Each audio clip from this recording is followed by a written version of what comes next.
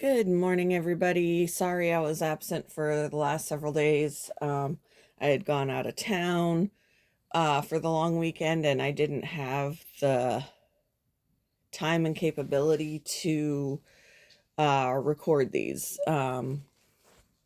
So had I thought ahead, I would have recorded them pre-recorded them and then posted them, but I didn't think that far ahead. So we just missed a few days. But anyway, welcome to today's devotion for September 2nd.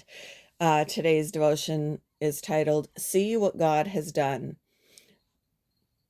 The Bible reading is from Acts chapter 9, verses 1 to 6, verses 8 and 10 to 12, and verse 15. I'm jumping all over the place.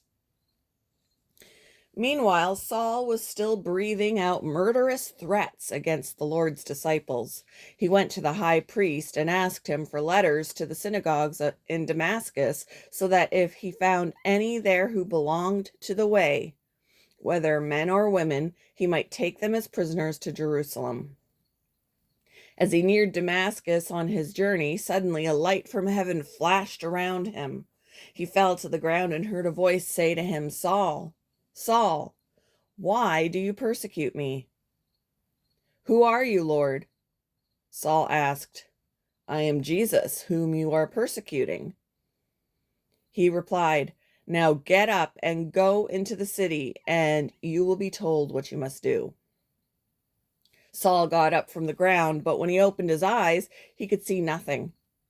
So they led him by the hand into Damascus. In Damascus, there was a disciple named Ananias. The Lord called to him in a vision, Ananias. Yes, Lord, he answered. The Lord told him, Go to the house of Judas on Straight Street, and ask for a man from Tarsus named Saul, for he is praying. In a vision, he has seen a man named Ananias come and place his hands on him to restore his sight.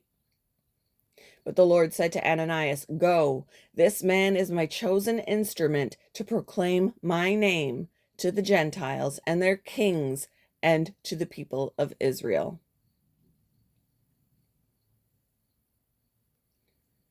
Morse was the son of a Protestant minister and a struggling painter of landscapes. In the 1820s, he made a meager living as a limner,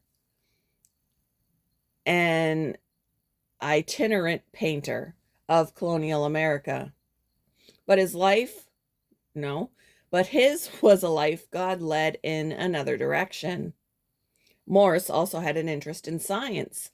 He learned about electromagnetics. No, wow, Lisa words.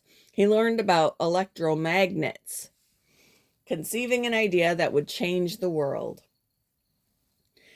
In 1832, Samuel F. B. Morse conceived the idea of an electric telegraph and later went on to make the first working telegraph.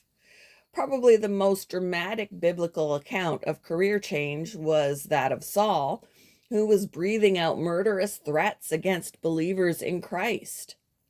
Jesus appeared to him in a great light, saying that Saul was persecuting him.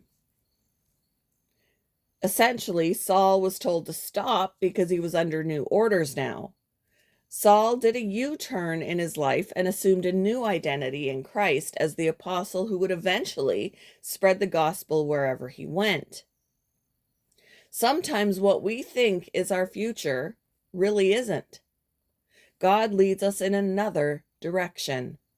Perhaps he needs to call us out of our sin. Or maybe it's a change of ministry or vocation. When God redirects our lives, we do well to stop what we're doing and follow our new orders. And as our new path opens before us, we might just echo the joy of the first dot and dash message of Morse's telegraph. What hath God wrought?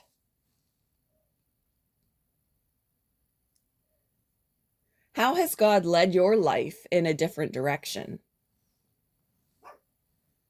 What word has he given you today to encourage others? Thank you for joining me for today's devotion, and I hope you all have a wonderful day.